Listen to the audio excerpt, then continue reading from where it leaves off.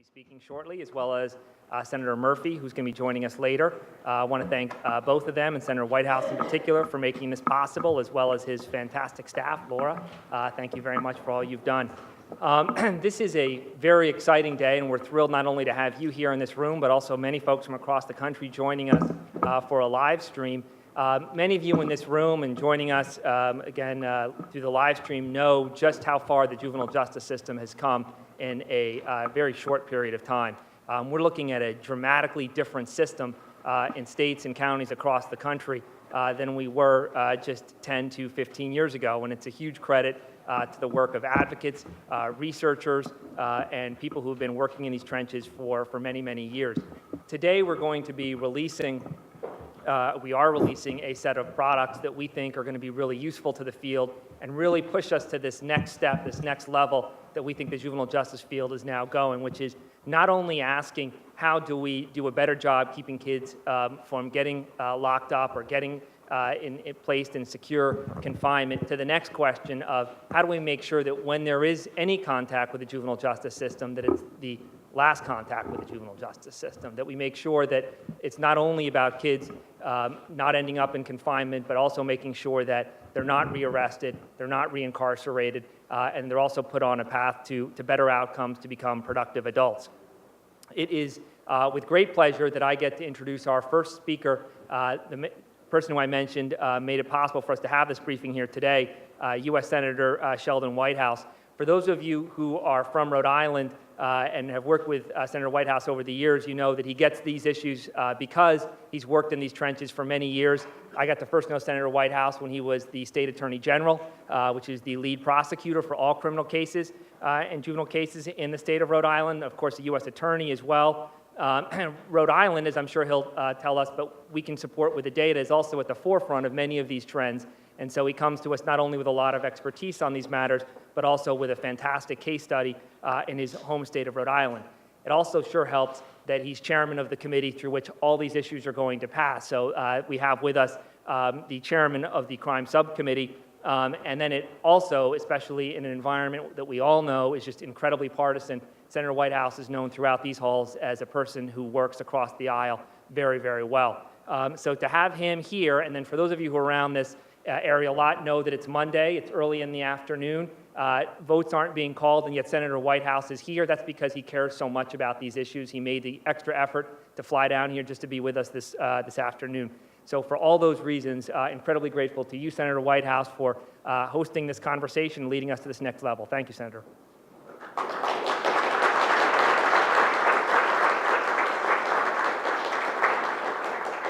Thank you, Michael, and thank you all for being here on a warm, beautiful Washington Monday afternoon. This is a very important gathering. First, let me just say thank you to Michael for all of his leadership and for the work of the Council on State Governments.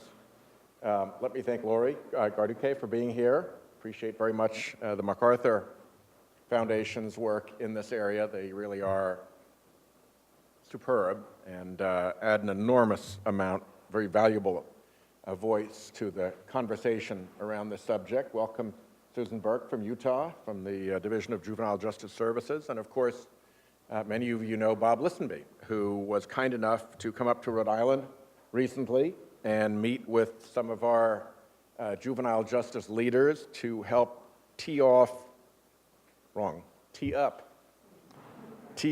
the effort on the JJDPA reauthorization with a good, solid Rhode Island field hearing. And we had a really good, solid Rhode Island field hearing to get it underway.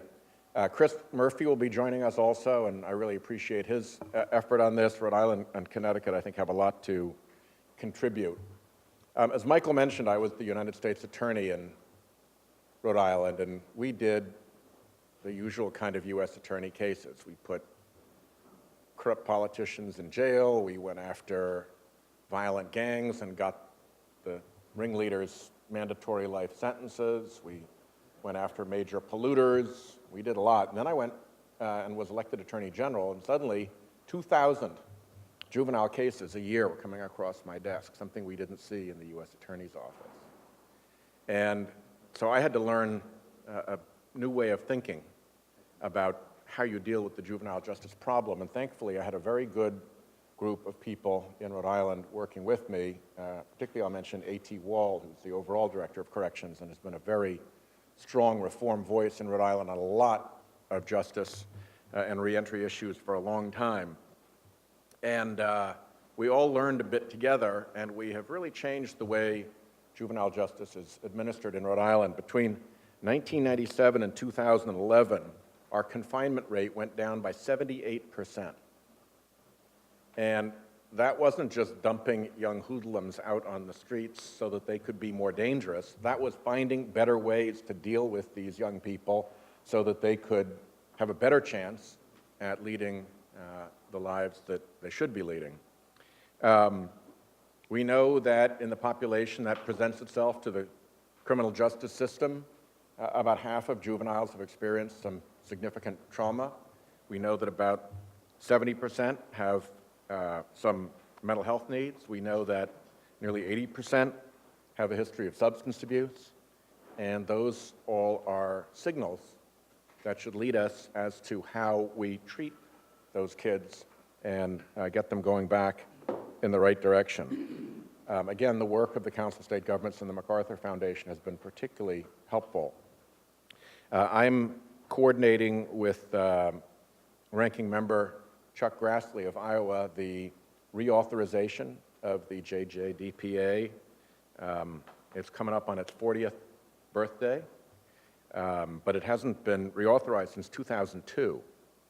And a lot has changed and a lot has been learned in this juvenile justice world since 2002, and we need to incorporate that into the reauthorization. At this point, the conversation about that bill with Senator Grassley's office is going well, and I hope that we can work our way towards a piece of draft legislation that we can announce and have everybody do some comment on and have hearings and go forward with the process to a proper bipartisan reauthorization. We've had good luck with sentencing reform. We've had good luck with reentry. I think there has been a change in the partisanship around juvenile justice and other justice issues in which it's no longer one party is throw away the key and blame the other party for crime on the streets. People have seen that there are smarter solutions to the problems that arise in law enforcement than simply incarcerating. And both at the adult and juvenile level are working through to develop a smarter and more effective system that works much more effectively at reducing recidivism. So I'm very happy to be a part of that. This is a process of learning for me as well, because time's gone by since I was Attorney General, and a lot of new information, a lot of new strategies have emerged. So please do feel free to stay engaged in that process, particularly once we have a draft to announce, but even beforehand and working through the Council of State Governments, I think we can get some very good stuff done in a bipartisan way. So thank you for being here. Thank you for letting me kick you off. Godspeed in your endeavors, and it's in a terrific cause. Thank you.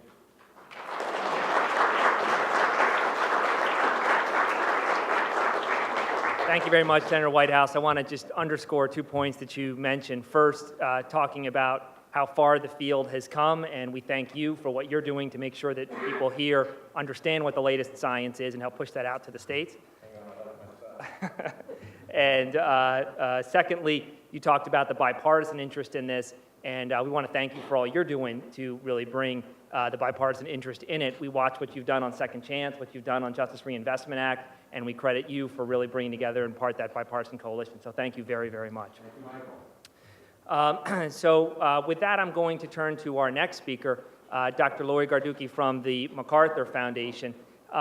Those of you who follow issues around juvenile justice, who follow issues around mental health, know that whenever we talk about new research that's come out, some of the new policy trends, we then often refer right back to what the MacArthur Foundation has showed us, what we've learned from MacArthur-funded research, what MacArthur has done through its advocacy work. We have with us the person from the MacArthur Foundation who's really spearheaded all of that in Lori Garducki. So we're thrilled that she's here and really connecting the products that we're talking about today, which were made possible in part by MacArthur. So connecting the work of Models for Change and the theories that we're talking about. We asked Dr. Garducki to speak to us today about how she assesses where the juvenile justice system is at and where she thinks the biggest opportunities are going forward. So with that, I'll ask her to come forward. And I will, this is the miserable job that I have. I've got that timekeeper responsibility, so I'm going to be sliding notes and then lobbing things. So we're going to try and keep folks to about 10 minutes, and then as our guests come from the members of Congress, I'll also be bringing that up. So it's just advance warning, folks. Thank you, Dr. Garducki.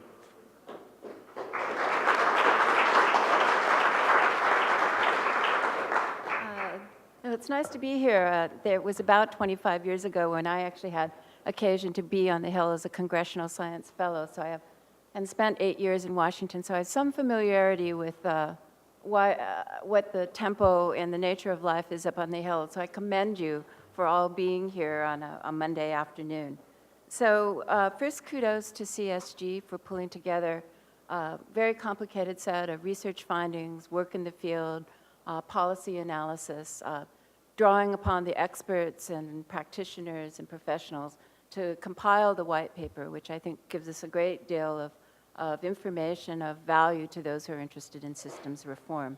So I want to talk a little bit about, I think, the developments that have occurred in bringing us to this point where there's so much knowledge and information and where we need to generate the political will to act on it, to talk about what I see as the future of juvenile justice. So as Mike noted, MacArthur's been in the field for a period of time now. We actually entered the field back in 1996 when there was a peak of concern about the juvenile crime wave and that there was a new wave of super predators, that the juvenile justice system was ill-prepared to manage and to rehabilitate and treat. And that the response at that point in time was to transfer more of those young people to the adult criminal court. And even those kids who were retained in the juvenile court were not going to have access to the kind of rehabilitation and treatment that had been historically associated with a separate justice system for juveniles. Now, those grounding principles about why there should be a separate justice system for children were not as well grounded in scientific research 100 and odd years ago. And that was indeed the first step that MacArthur took, was to not only look at the differences between adolescents and adults, but to understand the implications of those differences for law and society. And knowing that adolescents were different, the legal implications of that were not fully understood. And those have implications not only for the fairness of the justice system, but then what we expect of the justice system and holding them accountable and preventing them from reoffending. So we know from psychological and neurological research that adolescents are more impulsive, they're more greater risk for sensation seeking, they're susceptible to peer pressure, and they lack a future orientation. We know this not only from the psychological research, but also from the neuroscientific research, which shows how the brain structure and function from that period of adolescence through early adulthood is still rapidly changing. So what that suggests in many instances is not that the young person can't, or rather won't obey the law, or can't avoid situations where they get into trouble, but literally because of the way they are developing. They just simply can't. And this period of offending is also just a period which might be better characterized by reckless behavior and risk-taking. So at the same time that you see self-report offending, you see experimentation with drugs, you see early initiation of sexual behaviors, you see a whole host of behaviors, more drownings. There's a whole host of reckless behavior that suggests that what we see with offending just depends on the nature and circumstances when kids take risks, fail to see these consequences of their actions, and make great mistakes. And some of those mistakes are grievous and harmful and tragic in their consequences. So the justice system needs to respond. Now, what we've seen are that states and localities have embraced a developmental approach to juvenile justice, in large measure through some of the support and help that private philanthropy has offered. Not only MacArthur, but Pew, Robert Wood Johnson, the Public Welfare Foundation. We've all supported state and local efforts to promote juvenile justice reform. Models for Change, our signature piece of our work, worked in 4 core states for comprehensive statewide reform. That was Pennsylvania, Illinois, Louisiana, and Washington. And the aim there was to select very diverse states to show, regardless of their starting point, regardless of their politics, their political and social history, that all states could embark on a very ambitious agenda with respect to juvenile justice reform. We then engaged 12 additional states to focus on very specific issues: the mental health needs of kids in the juvenile justice system, racial and ethnic disparities, and the access to and quality of juvenile indigent defense. Now, through that work, we've come up with lessons learned, tools, resources. We've been tracking the impact of those changes in the state so that we have data that suggests these are field-tested, well-evaluated, have the data to show that there are policy and practical innovations that can produce better outcomes with respect to public safety, better outcomes for the young people themselves and their family, and save the taxpayer dollar. So we are in partnership now with both the Office of Juvenile Justice and Delinquency Prevention and the Substance Abuse and Mental Health Services Administration to spread those innovations and policies and practices across the country so that now our efforts reach nearly 40 different states. Now, what we've seen as a result are fewer kids are incarcerated, more kids are kept in the community and receiving evidence-based practices. We see more zealous advocacy on their behalf by their lawyers, and we see less harm being done to young people of color.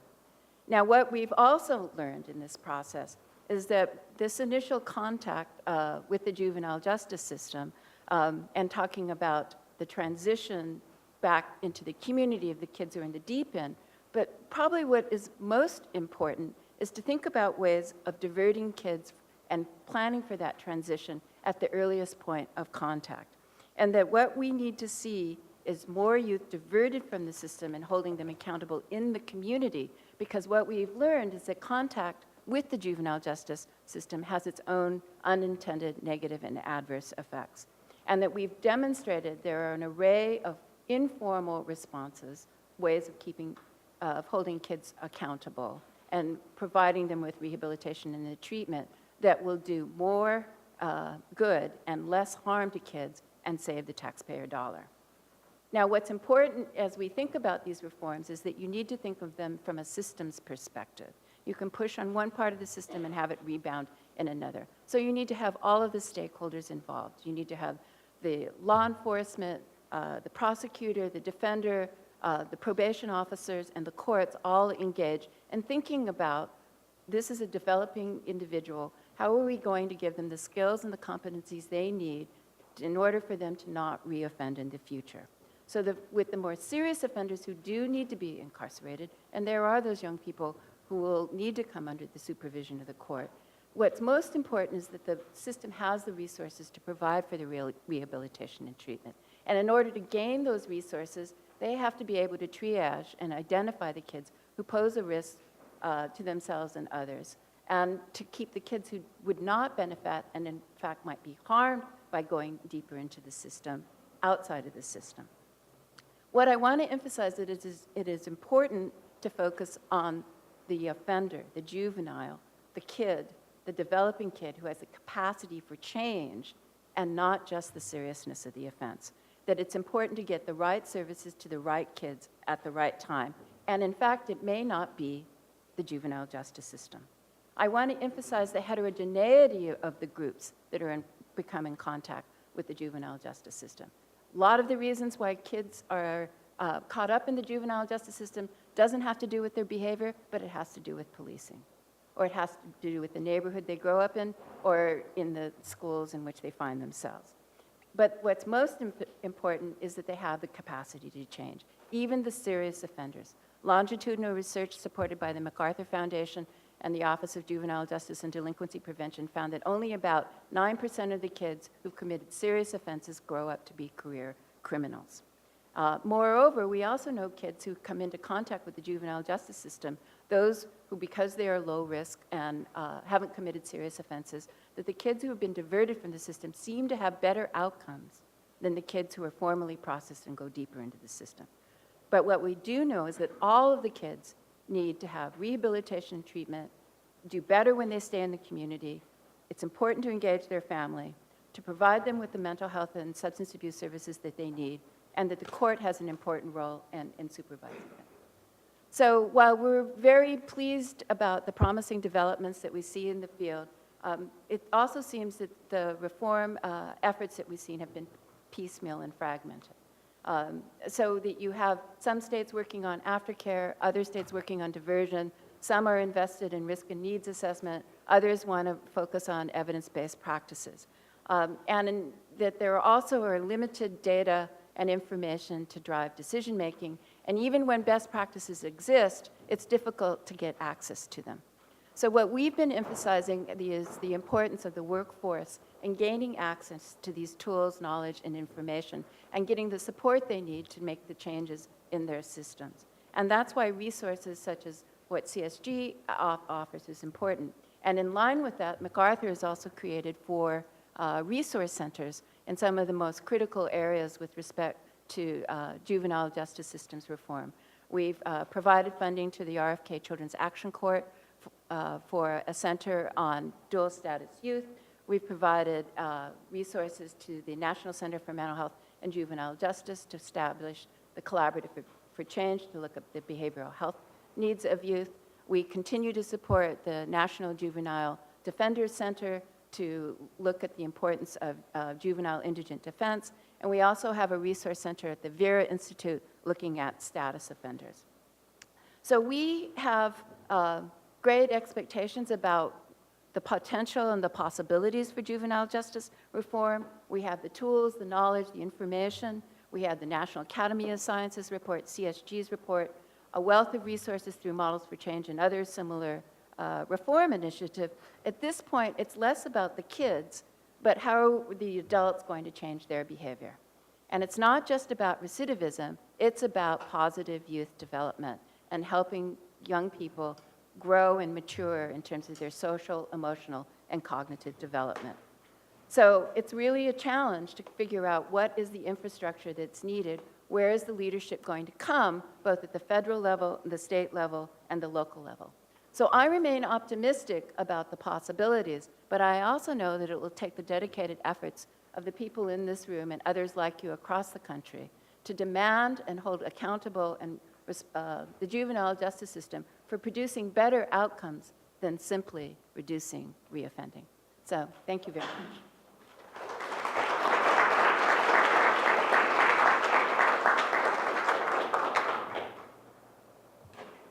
Thank you very much, Lori, and thanks again for all that Models for Change is doing to advance this work. So let me put now some numbers and some statistics to some of the trends that we've been talking about.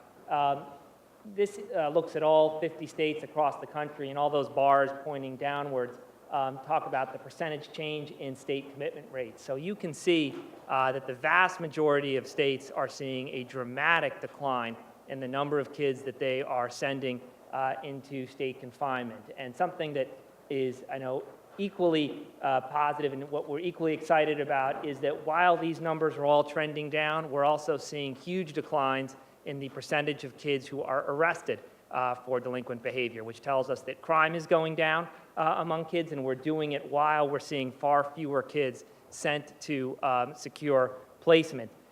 Just a few states are actually sort of outliers in this and actually seeing their confinement, the percentage of kids sent to state confinement increasing.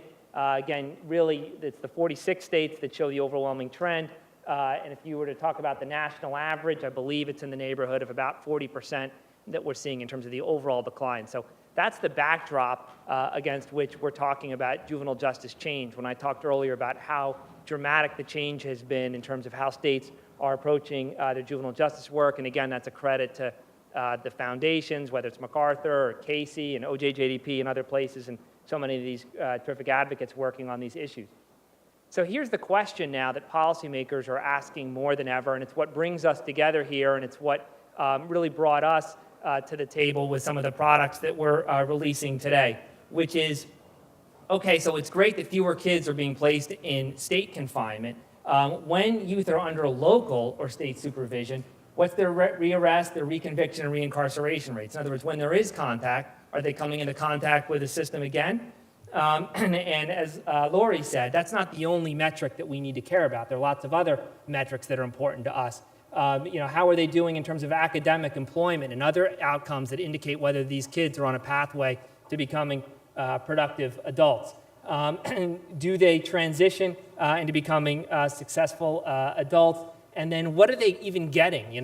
What's interesting is when we see kids who are on a positive pathway, can we demonstrate that there's some correlation between their participation in a particular program, or was it just simply leaving them alone and getting out of their way in some cases actually was a particular help to the kids? So these are the questions now that people are asking now that we're already seeing these huge declines in confinement rates. So let me just give you one quick case study of this. Here's the state of Texas, which often gets a lot of publicity for its tough on crime trends, and has also been in the news late when we talk about adults and how they've changed their approach to adults. The change has even been more dramatic with its juvenile system, but that's gotten a little bit less publicity. If you look here, you can see the changes made in 2007, 2009, and then again around in 2011 has sent the system from nearly 5,000 kids in confinement to about 1,000 today. That's an extraordinary reduction, right? An 80% reduction in the kids in secure confinement in Texas. And look at where the money's gone. They've changed, essentially, the percentage of funding, almost inverted it, putting far more money, you can see there, into the community. The community is the red shade there instead of into the institution. So they've shifted, really, a lot of where their priorities are going with their dollars.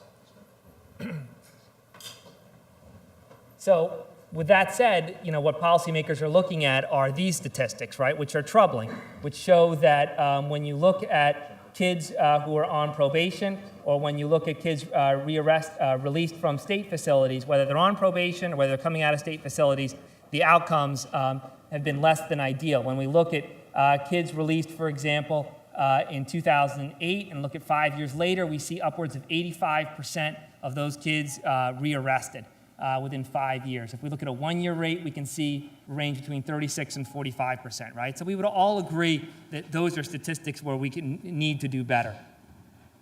And I should say here, this is where Texas is actually now launching into this major analysis that's been made possible by the Pew Charitable Trusts and Casey Foundation, OJJDP, where they are looking now at 500,000 individual juvenile justice records. And in December, we're going to be releasing findings indicating how kids fared, those who went to state confinement, those who didn't, those kids who got something different in the community. What were the outcomes for those kids? We'll be talking about those findings in detail in December, which will be driving the legislature when they reconvene in January. So to what extent can states everywhere do similar measurements and really tell us what their success rates are for kids coming out of confinement or under juvenile justice supervision? Well, thanks to OJJDP, MacArthur, Pew Charitable Trusts, and the Council of Juvenile Correctional Administrators, we did a 50-state survey, and we can tell you the good news is that nearly 4 out of 5 states do collect some recidivism data, right? And as we mentioned earlier, it's not just about recidivism, there's other outcomes, but just talking now about recidivism data, about 80% of the states are collecting some recidivism data, but 11 aren't collecting anything at all, right? So that's of concern. Secondly, we wanted to dive down further and not ask only are you measuring any recidivism data, but are you measuring recidivism in a variety of ways? So for example, you can ask the question, were you reconfined in a state secure facility? That's one kind of recidivism, but we should also know whether the kid was rearrested. We should also know that if the kid was, say, 17 years old and 17 and a half and still considered a juvenile in some states, when that kid turned 18, did he come into contact with the adult system? That's a different way of measuring recidivism. So we need to measure recidivism in all of those different ways to really have a true picture as to what's going on. And you can see when we start to talk about it in that more nuanced way, now we're talking about less than half of the states in some cases measuring those things. And then furthermore, we need to really learn more about what about how kids are doing depending on what part of the state they came from, or what about how long they stayed, or what program they went to. Or what about their risk level? For example, as Pew and others have pointed out, you could do a much better job of targeting your juvenile correctional facilities to higher risk youth. That means naturally that your recidivism rates are going to rise, right? Because you're discharging higher risk youth. So you need to really look by risk level to determine whether in fact your recidivism rates are trending and what that exactly means. In this case, you're looking at well under half the states measuring recidivism in those ways. So our recommendations are to look at recidivism in multiple ways for the states to make sure that it's broken down according to risk level. Don't just assume that states aren't doing this because they don't want to. This really requires a management information infrastructure that many states don't have. You need to track individual youth across multiple systems. That's the kind of data system that many states simply don't have at their disposal.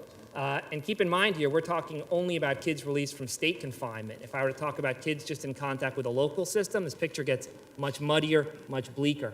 Then we need to talk about, once that data is there, how do we make it available to key constituencies so that everybody knows what, in fact, the success rates are?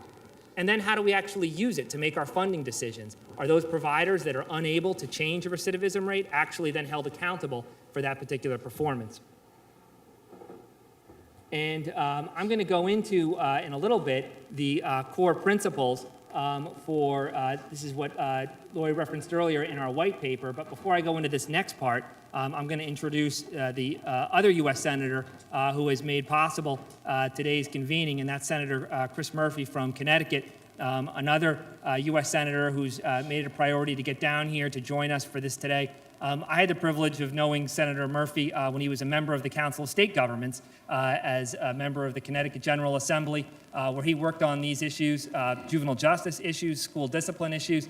And in the very short time that he's been here in the U.S. Senate, I know all of us in this room have been very excited about the extent to which he's brought these issues front and center for this body here. So, Senator Murphy, thank you very much for joining, and we'd love if you'd say a few words to the group.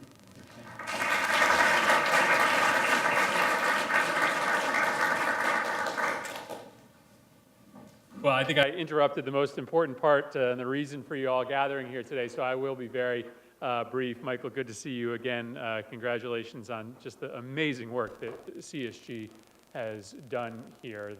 The research across state experiences that CSG has done is a game changer. It just provides the kind of empirical data that we need to complement the overwhelming anecdotal data that we have about the failure of our existing way of dealing with kids who have gotten in trouble with the law all across this country. I want to thank Administrator Listenby for his great work. We went without a full-time administrator for far too long, but the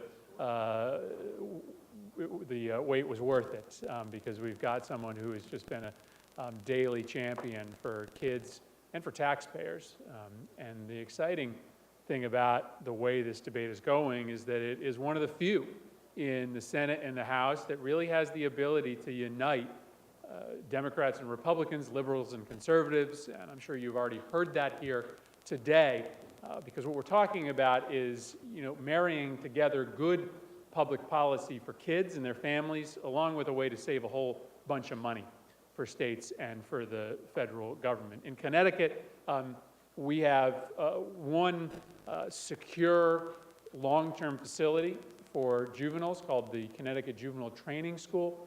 Costs $275,000 to house a child there for 6 months. Right? It's an easy way to save some money by moving those kids out of that facility into much more appropriate placements. And so there's easy money to save. I know you're going to hear a lot of things today, and so I just want to maybe point to one specific success that Connecticut is having. We have recognized the intersection between school discipline and juvenile arrest. My wife, who has worked her entire career representing children in the juvenile justice system, told me that there's essentially one story that describes the majority of kids that she sees, that they fall so far behind in school for a variety of reasons that they are reading at such a level below their grade that they cannot keep up in school. And so they start to act out in school, either in the classroom or they stop showing up and acting out outside the classroom. And that leads to a suspension, which then leads to an expulsion, which then leads that child down an even more dangerous path because they're outside of school without any role models, which soon gets them into the juvenile justice system. Now, we've figured out better ways to deal with those kids once they end up in the juvenile justice system, and you've seen these precipitous declines all across the country with respect to the number of kids that have been arrested and adjudicated, leading to incarceration. But we should start in the schools.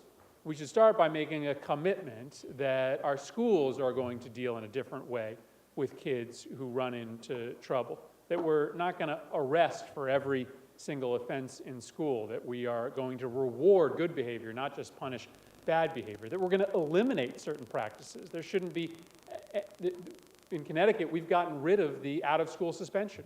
So in Connecticut, if you get suspended, you stay in school rather than getting sent home or worse to the street for the 2 or 3 days that you're suspended. We should get rid of things like seclusion in schools, whereby children are put in locked rooms, boxes sometimes, as a means of trying to change behavior. There are certain practices that we can just get rid of, others, like expulsions and restraints, that we can modify. So I hope that, as part of the research that CSG has done and the action that you'll help to take here in Congress, that we'll consider going as far upstream as possible when we address the issue of changing our juvenile incarceration practices. Lastly, I'll just make a pitch for one of the growing number of pieces of legislation being introduced on this topic. Just great news. A big fan of the work that Senator Booker has done with Senator Paul. Senator Booker and I have introduced a bill called the Better Options for Kids Act, which I hope that if you're representing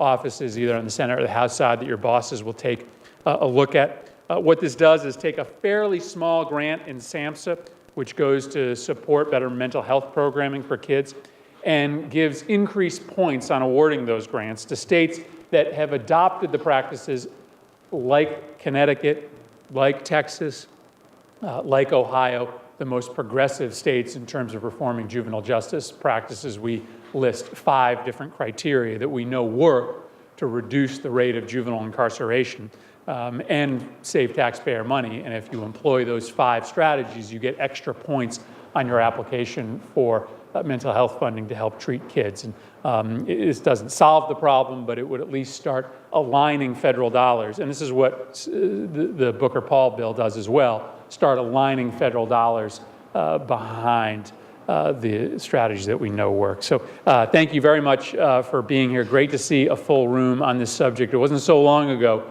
where we would have had less than a third of the number of people who have turned out for this today when talking about juvenile justice. So a real credit to the panelists and a real credit to you and the folks that you work for that you turn out in these big numbers. Michael, thank you very much for having me. Thank you.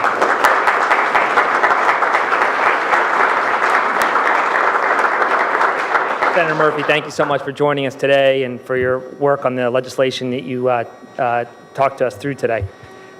So let me turn back now to the summary of the research. We talked about the need for states just to measure outcomes for kids. And again, I talked about recidivism data a second ago.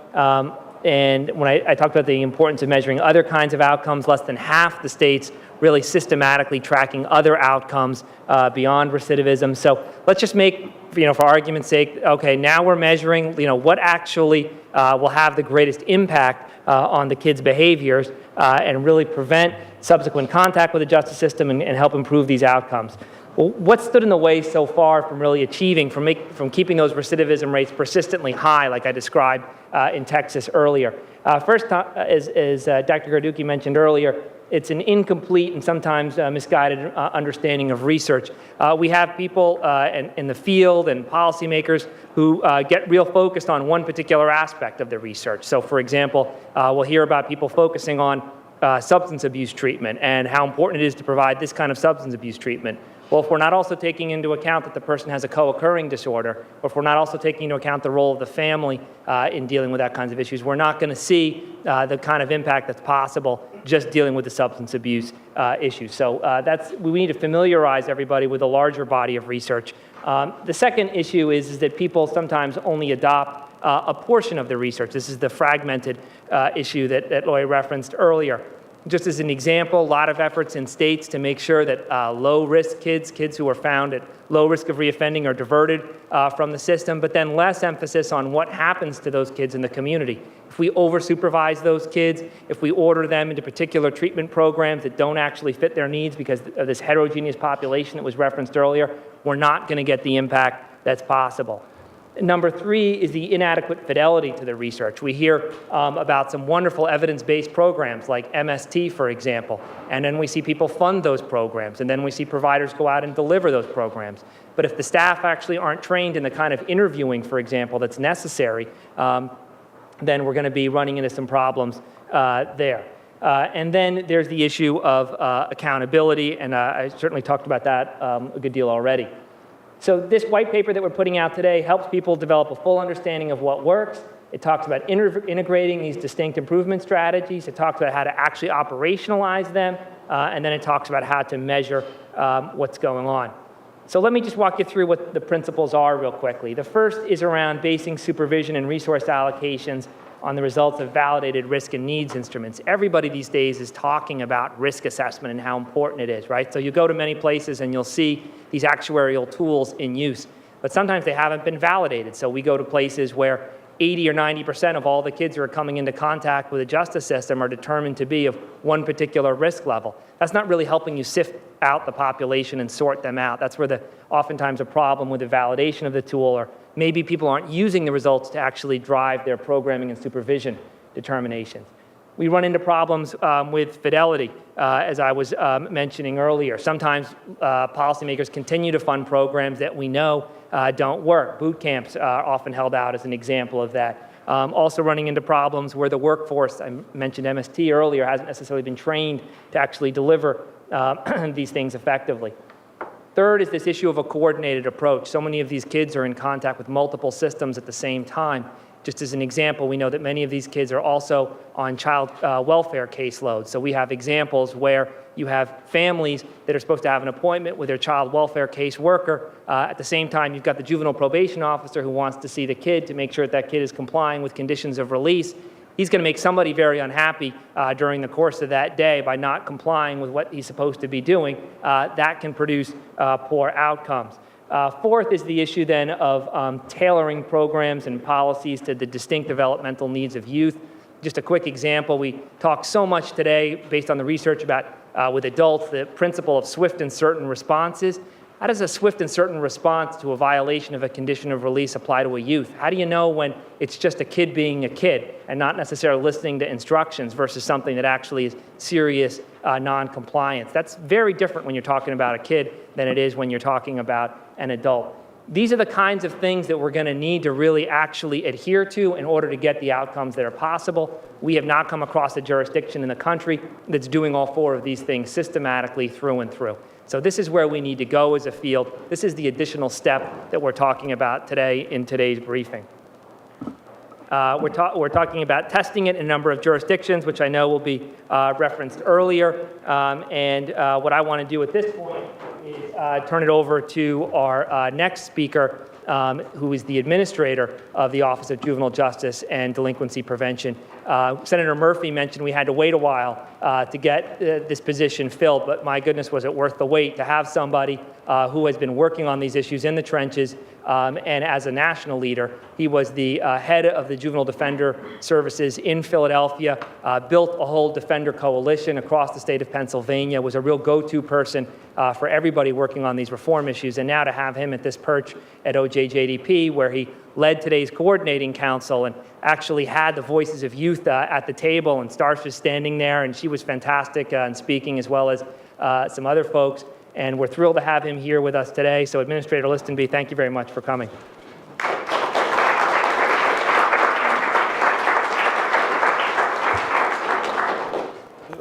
First of all, I'd like to thank Michael and colleagues at the Council of State Governments for organizing this event and inviting me here today. It's really a tremendous experience to have such giants in the field, people who have led the way on the Supportive School Discipline Initiative and addressing issues about the school-to-prison pipeline, leading the way here on reentry as well. I'd also like to thank the giants in our legislature, Senator Whitehouse, who introduced efforts to reauthorize the Juvenile Justice Delinquency Prevention Act in Rhode Island earlier this year, back in June. This was my first experience actually listening to Senator Whitehouse. He was truly eloquent up in Rhode Island on these issues of reauthorization. He spoke from vast experiences as a prosecutor, understanding the needs and issues that impact our children, And he spoke with people whom he has worked with for many years who've been working in this field. So it was really very informative and enlightening to have an opportunity to be there in Rhode Island for the field hearing on reauthorization. I also have had an opportunity to work with Senator Murphy, who is about as enthusiastic about juvenile justice reform as anybody you're going to meet in the country. He knows the issues inside and out. He's brought about dramatic reform, as you were looking at the stats here, about reducing the number of youth in placement. You saw that Connecticut was the leader of the pack. I've heard extensively from him and his staff and colleagues and friends in Connecticut. I've gone up to visit the state, and they truly are on the cutting edge.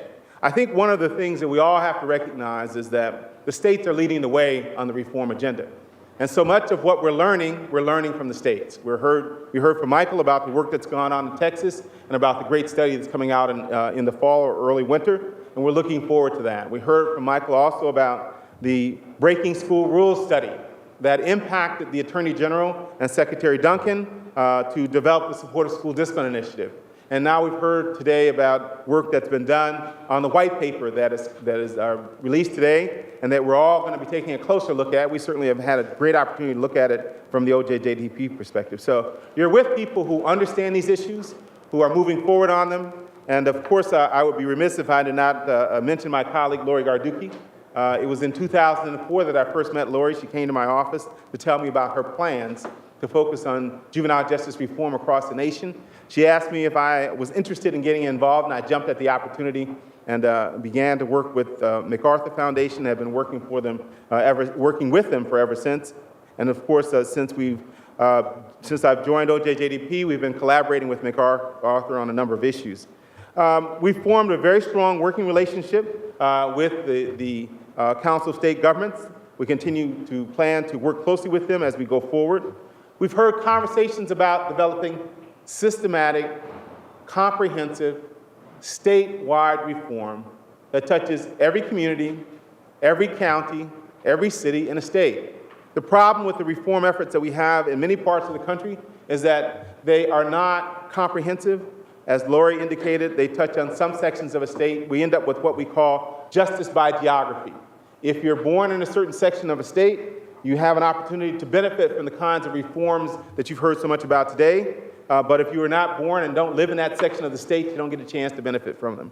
We want comprehensive reform because we believe in the equality that all children should have access to the benefits of the research and knowledge that we're developing here in this country and that's being used across the country. Let me just touch on one other issue related to comprehensive systematic reform. I'm going to go from the 30,000-foot level down to the courtroom for a second. We know that in a courtroom, we have the judges, prosecutors, defense attorneys, sometimes public defenders, but often not. We also have probation officers and case managers and providers, all right here in that courtroom working with our kids. When we talk about a developmental approach, I think we have an sort of inherent understanding that means that there are different stages of development for children, and we should all understand them. But what we don't often find is an entire system where every one of those players in that courtroom understands what it means and how it's applied to children in that courtroom. The application process is not well understood across the nation. We've gone back to the National Academy of Sciences. We've asked them to work with us to help us with a developmental plan for implementation of the report they did with last year, and we anticipate that that's going to come out sometime soon. But even after it comes out, the real challenge for each and every one of you here in this room and for people all across the nation is to take that knowledge that we've heard so much about today and learn how to apply it. Apply it means, of course, training. It also means good supervision. It also means that we have people who are working with us who know how to hold those folks who are applying it accountable for their conduct. If you have lawyers who don't know how to apply these new principles in working with their young people, they're not really doing what the science tells us we ought to be doing. So we need to make sure that across the board, all the players who touch our children are properly trained and supervised and held accountable for the new knowledge that's coming out that's going to give guidance and direction to what's supposed to happen to our children. Now, we've heard discussions about our children and transformation. I need to make one thing clear. We want to reduce the size of the juvenile justice system because we're wasting a lot of money and because a lot of children are harmed by going into placement. A lot of children are harmed by coming into contact with the system. We need to understand fundamentally, though, that there are some children who need to come into a well-developed juvenile justice system that focuses on a developmental approach to juvenile justice.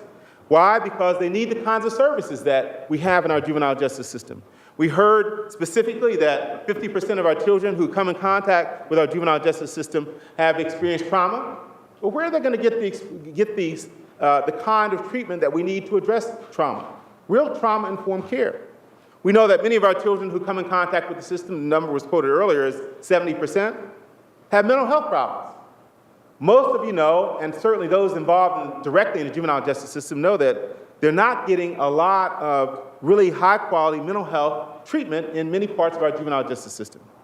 And we also know that about 80% of our kids who come in contact with our juvenile justice system have substance abuse issues.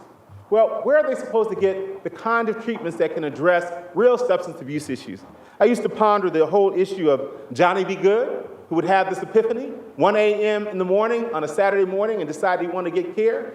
In whatever city across the nation you would find Johnny Be Good, where would Johnny go to get that treatment that he would need now that he suddenly realizes that he wants to get it? Well, the reality is that in most places across our great nation, Johnny Be Good would be left out in the cold. He would not be able to get that kind of treatment that he would need through our drug treatment courts or through the kinds of facilities that would be open and readily available for him when he needed them. So we need to make sure we address this issue as we go forward. We know that kids need to stay in contact with their families or caring adults. Why? Because all we know about mentoring tells us that children all need a caring adult when we're out here in this nation if they're going to be successful.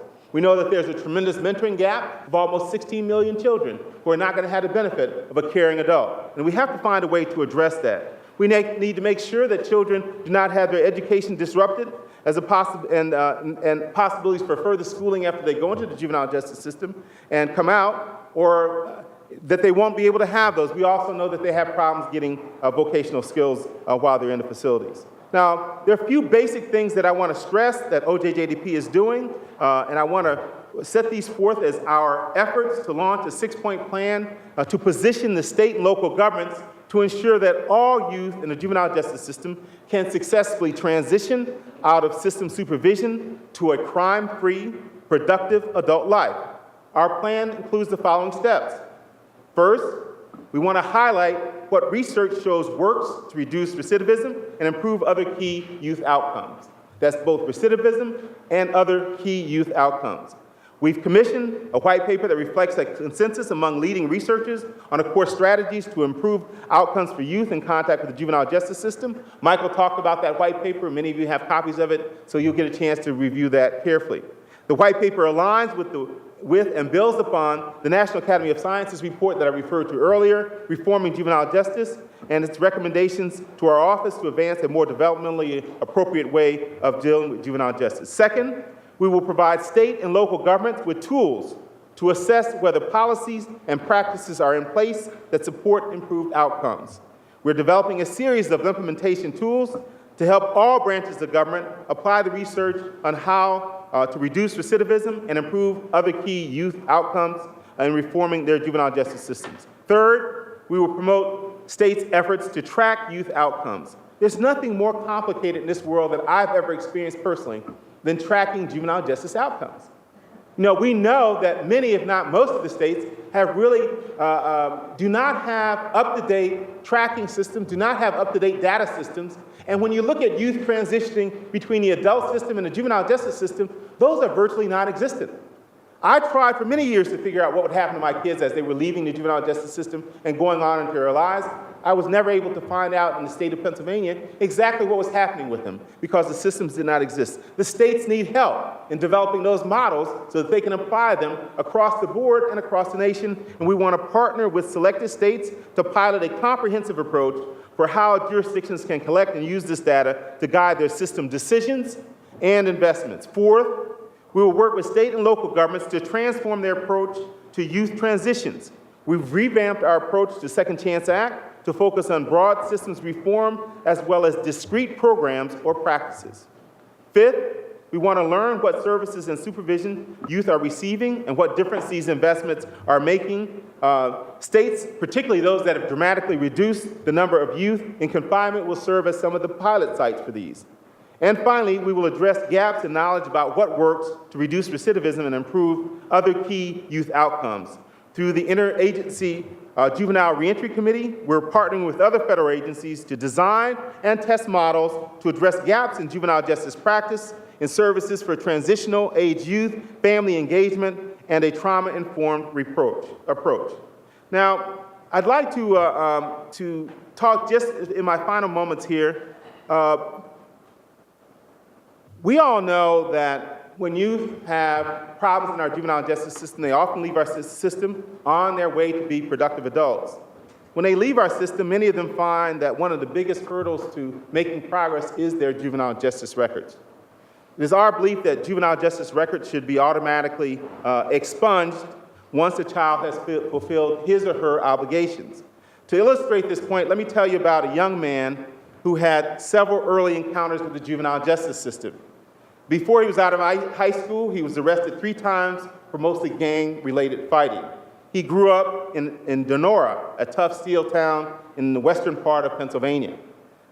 One fight over a girl, as boys are known to do, they fight over girls often. This young man named Reggie was with a friend. They went over to another side of town, and they got involved with this young man. And the guy was pulled out. He was beaten up badly. Reggie was all involved. And somebody pulled out an ice pick and stabbed him in the back several times. Now, that was not really a part of the plan.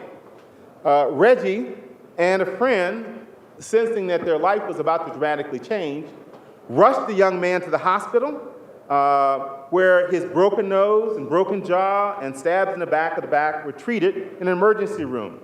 The next day, the police came to question Reggie about his involvement in the attack.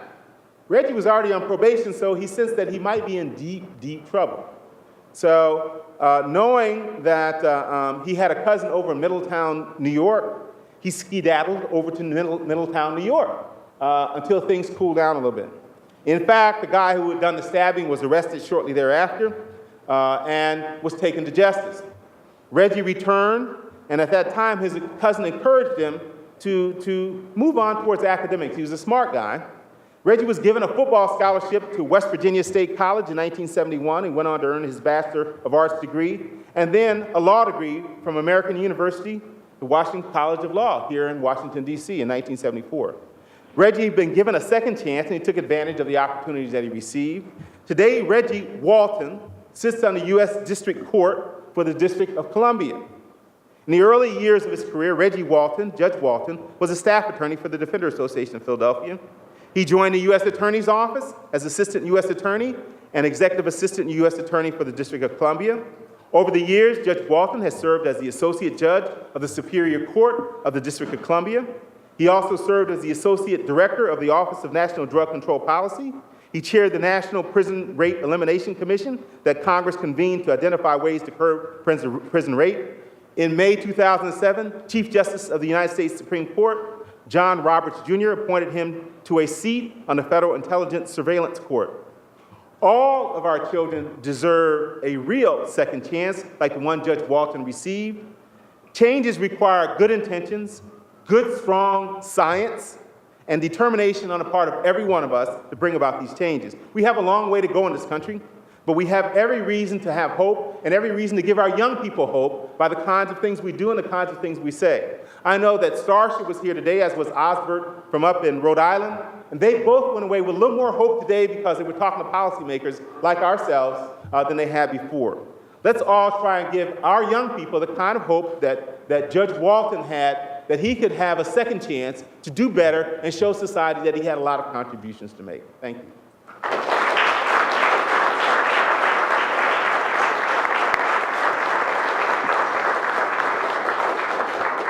See why it was worth the wait? Thank you very much, Administrator Listenby. So you've heard from 3 people coming from different aspects of looking at this issue through a different national lens. We're now going to go down to the state level, and we're thrilled that Susan Burke is here to join us. She runs the juvenile justice system in Utah. She spent much of her career focusing on these very issues. She's nationally respected. She runs point on all these reentry and recidivism issues for the entire group of juvenile correctional administrators. That's the CJCA nationally. She is the head of that committee. She's also the president of the American Parole and Probation Association, and she's also a member of our board at the Justice Center. So, Director Burke, we're thrilled to have you here today.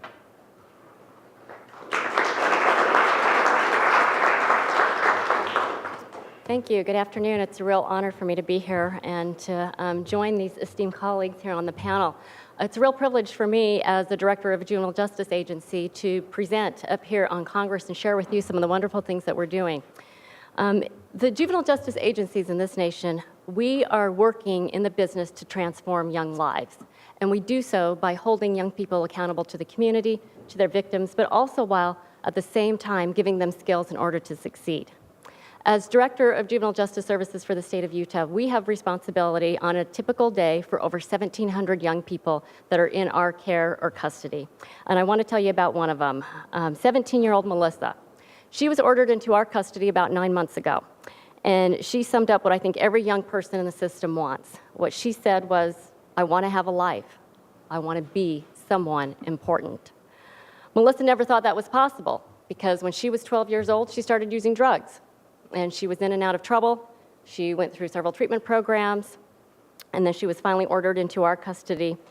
And she actually, when she came into our custody, she expected to be dead by the time she was 21. Our staff helped her realize that there was a different life that she could choose for herself, and we gave her the skills in order to be successful. She left us last month, and she has plans to finish up her schooling and then to go on to college and do some great things in her life. And we have every expectation that she'll be able to do that. But we know it's not that easy for every young person that comes in our system. Let me tell you about another young man who's involved in our juvenile justice system. I'll call him Andre. He's 16 years old. He's on probation. He got on probation because he was involved in a fight with another boy, possession of alcohol, and fleeing police. As part of his probation, he's required to attend school. And unfortunately, he's missed a few days. And it came to the attention of the judge. And in our state, it's not unusual for a young boy like Andre to find himself ordered to our detention facility for the weekend because he's missed school. And he's hanging out at our detention facility, associating with young people who are there who have committed serious crimes, such as robbery. Governors, state legislators, and juvenile justice professionals, we've long been focused on how many youth are confined in our systems, like Melissa and Andre, because we feel that that number has often been a measure of whether we're doing a good job or not curbing crime and delinquency in our state. But as you've heard today, we're starting to ask a different question, a very important question. And that question is, are we making a difference with the young people who have contact with our system? Whether they're confined, whether their contact is through a police referral or arrest, whether they're put on probation. The directors of each of our state juvenile justice correctional facilities and programs are in agreement that we need to have better measures for these outcomes. We need to know how well we're doing. The Council of Juvenile Correctional Administrators are promoting not only the collection and reporting of recidivism data, but we also are promoting the collection of data that shows positive youth development and positive outcomes. How many young people have improved in educational attainment and in skill advancement? However, our agencies frequently don't have the resources or the ability or the guidance to collect the required data and to collect it in a comprehensive way. The issue brief that Michael talked about that's being released today helps us make the case for how important it is to start collecting this data and to track outcomes, and it gives us step-by-step guidance for how to do so. But measuring outcomes is just one component of a strong juvenile justice system. We know that the vast majority of system-involved youth are not in our facilities, that they are instead being supervised in the community. And historically, many probation and parole officers have viewed their role as focused on surveillance and accountability and monitoring and enforcing conditions of supervision. I've raised 3 teenagers myself. I know that they test limits, they break rules, and grounding them, punishing them is not the way to always resolve the issues and problems that they're going through. The American Probation and Parole Association acknowledges that we need to move away from a surveillance and punishment-only system and position probation and parole officers as agents for change. APPA has done extensive work in promoting the application of evidence-based approaches for working with system-involved youth, and the white paper today offers some concrete strategies for how officers can play a key role in improving outcomes for young people. In Utah, I'm proud to say that we have already implemented some of the aspects of the core principles outlined in the white paper. Our state's been in the forefront of using a validated risk and needs assessment tool for every young person that comes in contact with the system, and we take that information from that tool to create individualized and comprehensive intervention plans for kids, whether they're on probation or whether they're in our facilities. We also have a quality assurance plan, which includes probation officers being filmed on their interactions with youth and being given feedback on how they can improve those particular interactions based on what the evidence suggests are best approaches for working with young people. We also use the correctional program checklist to evaluate program quality and promote improvement, and we have a statewide information system to capture all of this outcome data. Last week, 17-year-old Eric was held in one of my detention centers, I have 11 in the state of Utah, for assault involving a weapon, a very serious crime. While he was there, he had a breakdown, and it was very obvious to us and to our staff that he needed psychiatric intervention. But because he was charged with a crime, the local hospital wouldn't take him. It took multiple phone calls. It took many days and finally some judicial intervention to be able to release Eric from detention and place him into a psychiatric hospital where he could get the help that he needed. And it was there that he was diagnosed with schizophrenia, and it is there that he's starting to receive the treatment. But it's a tragedy that's too often repeated in this country, that we have young people with mental health problems that are ending up in our justice system because we're not identifying them early enough and we're not providing sufficient intervention to deal with their particular needs. We clearly have more work to do for kids like Melissa to make sure that we have lasting change. There's a system. We need to start addressing the root causes of why Andre's not going to school. And with youth like Eric with mental health problems, we need to be able to connect them to these services before they have contact with our justice system. The white paper speaks to the challenges that we face in the juvenile justice system as practitioners out on the front lines. It promotes finding creative ways to partner with other systems and service providers. It also discusses the importance of employing a more developmentally appropriate approach to working with young people. And additionally, it provides methods for how data can be used to guide policy, practice, and resource allocation. Utah is delighted to be part of one of the pilot sites that's been selected. And we can't wait to start implementing the strategies that are being promoted here from the Justice Center into our juvenile justice policy and practice. As a pilot site, we're committed to conducting a comprehensive agency-wide assessment of to what extent we've been able to adopt some of the core principles and to what extent we are actually being able to implement those particular core principles in an effective manner. And based on this assessment, our next step will be to identify and commit to implementing a priority set of policies and practice changes. We're going to form a collaborative group of system leaders and stakeholders, and we're going to design an action plan for creating improvement. We're also going to be working across all branches of government and service systems to implement this plan and to leverage the leadership within the resource centers offered by the Models for Change to help support our efforts. We look forward to leveraging the leadership roles through the APPA and CJCA and CSG Justice Center, all of the acronyms there, and to have the opportunity to highlight some lessons that we've learned so other juvenile justice agencies can do similar work that's appropriate for their particular jurisdiction. Because ultimately, I want a system in Utah and in this nation that creates meaningful change in the lives of young people like Melissa, Andre, and Eric. I want a system that empowers them, and I want a system that gives them the tools for success. And we now have that in this roadmap that will get us there. So thank you very much.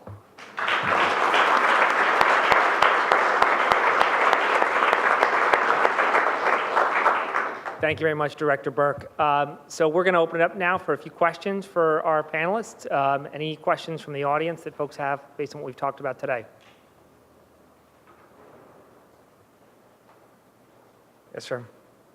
So I was wondering what you talked about moving upstream in terms of prevention, disintervention. I was wondering, are there any plans to integrate preventative tactics in schools and other areas into these kind of efforts? So for those who might not have been able to hear watching the live stream, question, if I understood it correctly, moving further upstream in the system, how do we apply some of the things that we've talked about today in a more preventive strategy? Lori, I know do you want to have anything that you want to talk about with the models for change perspective there? Or? And yeah, the models for change really wrestled with this problem of moving upstream and what was the role of the juvenile justice system in terms of delinquency prevention. And we came down hard, frankly, that what was needed was changes in the juvenile justice system. As Mike noted, the number of kids who've been arrested has fallen. So when the Barker case began work, it was at a peak of around 2 million, and it's down to about 1.6, 1.7 million now. And the collateral consequences of being involved in the juvenile justice system are quite extensive. And it's not just if you have a petition filed and you're adjudicated delinquent, but just being arrested. So we focus really at the reforms at the front end and saying the court is in place to handle the kind of adolescent behavior that frequently brings them to the attention of the justice system. And so what we, in fact, empower justice systems to say is these aren't our kids. But what we're talking about in many respects is disciplinary reform or education reform or child welfare reform or the job of the behavioral and mental health system.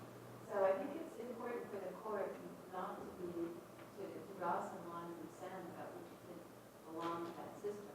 So yes, delinquency prevention is important, but we need to really concentrate and focus on the kids who pose a risk to public safety, to themselves and to others. And because of that, we'll be held accountable through the court system. There are other ways to deal with the kinds of aggressions that kids are involved in. And I want to again emphasize that because of what we know about adolescent development, kids are likely to engage in behavior that will get them in trouble. And they do make mistakes. But until we find a cure for adolescence, don't think it's going to happen anytime soon, we're going to have to deal with kids in all of these different contexts most appropriately so that they become, we don't do any harm, and hopefully help them gain the competency they need to be successful. It's an interesting question. You can see how the juvenile justice field struggles, right, with how far upstream to move. Lori referenced other systems and what they can do, and I just want to draw out what Administrator Listenby referenced and Senator Murphy with the issue of school discipline, because it's something that's been a huge focus for us. We have seen that a big risk factor is whether a kid is suspended from school and removed for disciplinary reasons. What our research has shown is take two kids who are virtually identical, one is suspended from school, the other is not, for something that really could have gone either way. We found that the kid who was suspended, it tripled the likelihood that they would come into contact with the juvenile justice system. So one strategy that we're really focusing on, haven't talked about it too much today with the exception of what Administrator Listenby mentioned and Senator Murphy, is what can we do to reduce unnecessary suspension? Senator Murphy talked about some interesting strategies where maybe they need to be removed from the classroom, but not necessarily sent off campus. So different kinds of strategies that we can employ there, but thanks for the question. Yes, sir. Dr. Lloyd, have you ever made a study on the discharge plan in India, how it's done? Because most institutions right now have turned into psychological institutions, which they don't provide. In a lot of states, they don't have on-call psychologists there to examine the kids properly. Let me just That's after the fact, because they get the record. Regardless of what y'all do with that funding is very important, especially up in Pennsylvania where they have grabbed a few councilmen and lawyers and things like that for the prison pipeline. What do you think about the discharge plan? So just repeating for viewers here, a question about discharge planning and what the research is showing about strategies that are effective there. And question was directed to Dr. Garducki. Lori? Mike is more of a national expert with respect to discharge planning and what goes around across the country. We've worked in several states, and it's highly variable. There isn't a juvenile justice system in the United States. There's 50 juvenile justice systems by statute. And then, as Bob noted, there still is justice by geography.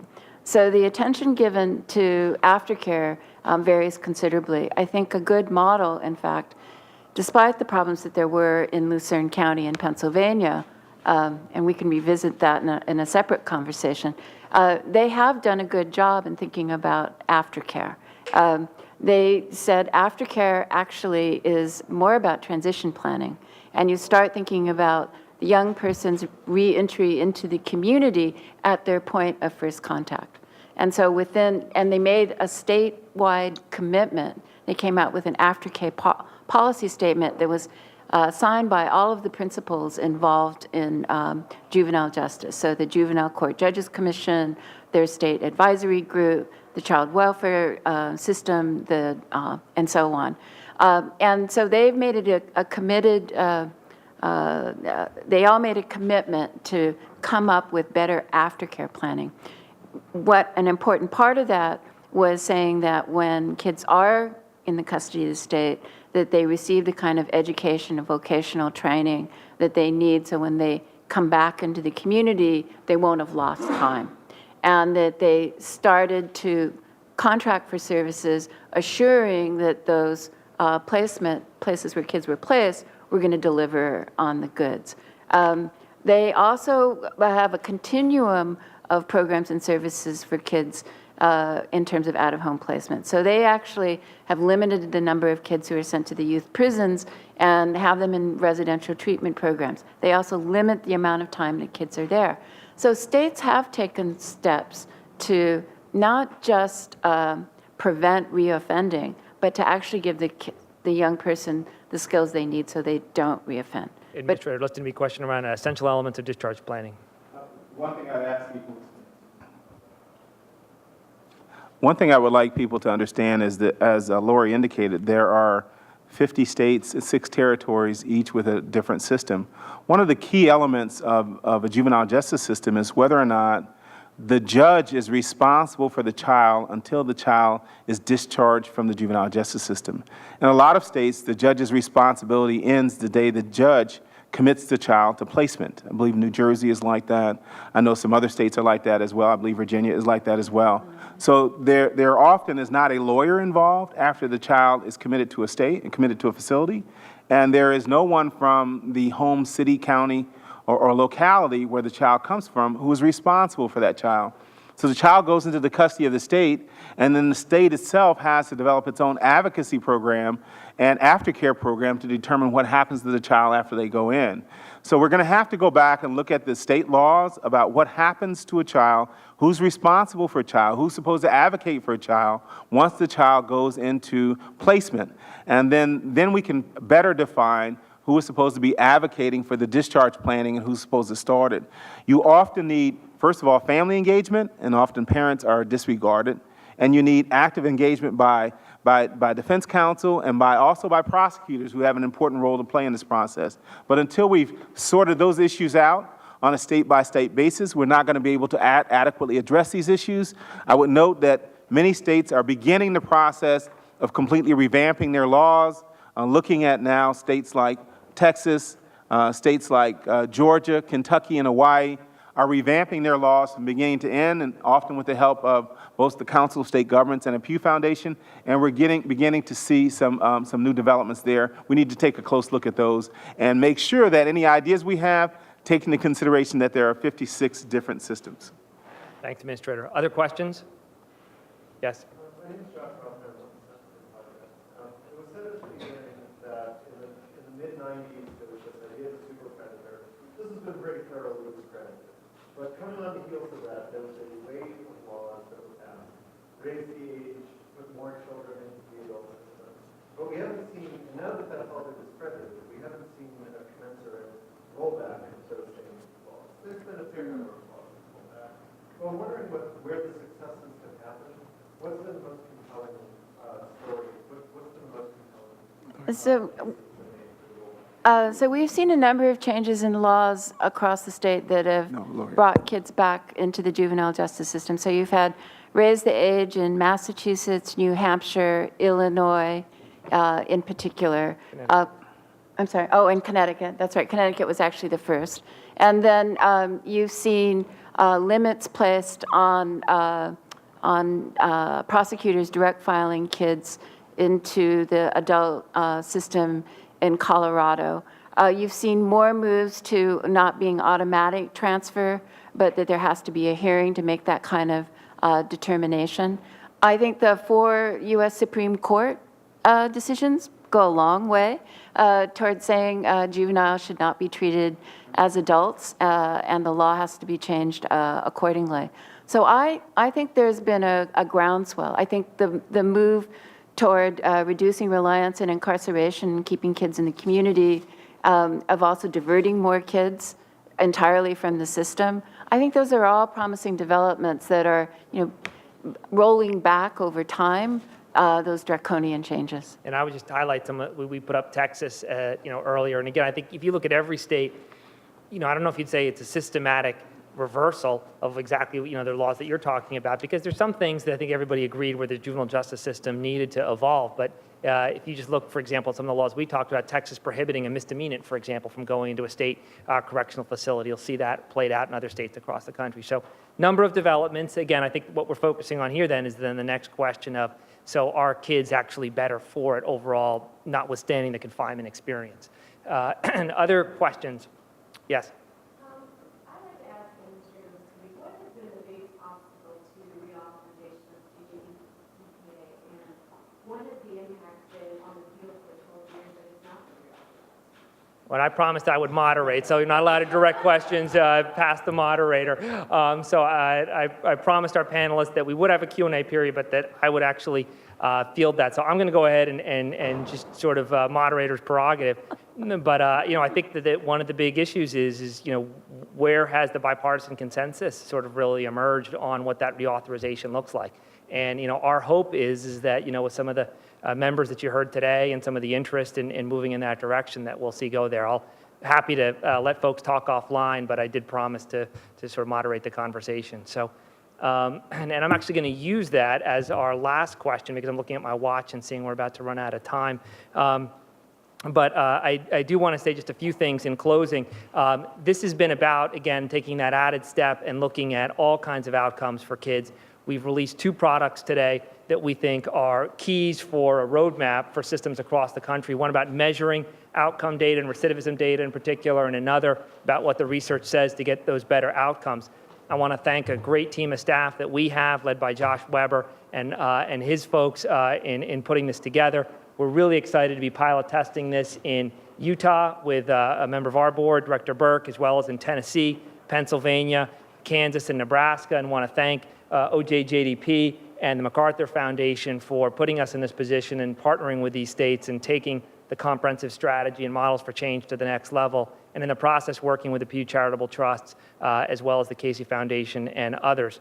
I want to thank also again Senator Whitehouse, Murphy, and Congressman Cardenas for hosting us, and for you all who've been working in these trenches for so many years. I hope you see what I see, which is a real celebrating success moment where we are, and now an opportunity to take it to another level, and we're just thrilled to be a part of it and look forward to continuing to work with you. So thank you all very, very much.